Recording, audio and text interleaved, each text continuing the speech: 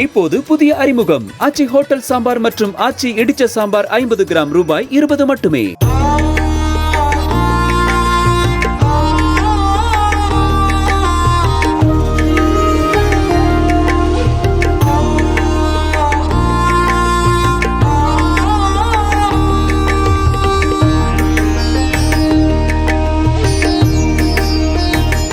கோடை விடுமுறை என்பதால் திருப்பதி ஏழுமலையான் கோயிலில் இலவச தரிசனத்திற்காக 18 மணி நேரம் காத்திருந்து பக்தர்கள் சாமி தரிசனம் செய்து வருகின்றனர். நேற்று ஒரே நாளில் 73,811 பக்தர்கள் சாமி தரிசனம் செய்ததாகவும் உண்டியல் காணிக்கையாக 3,19,00,000 ரூபாய் வசூலானதாகவும் தேவஸ்தானம் அறிவித்துள்ளது.